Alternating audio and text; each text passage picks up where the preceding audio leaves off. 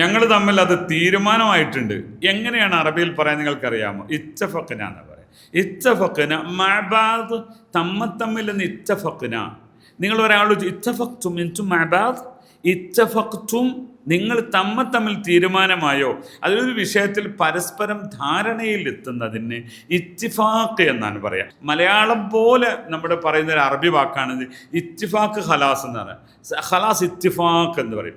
അപ്പോൾ ഇത്തിഫാഖ് എന്നാൽ ധാരണയാവുക, തീരുമാനമാവുക. അപ്പോൾ ഇത്തഫഖ്ന മഅബാദ്, ഞങ്ങൾ തമ്മിൽ തീരുമാനമായി. ഇതിനോടനുബന്ധിച്ച് രണ്ട് വാക്കുകൂടി പറയാം. ഖറർന, ഞങ്ങൾ തീരുമാനിച്ചു. അത് പരസ്പരമായിക്കൊള്ളുന്നില്ല.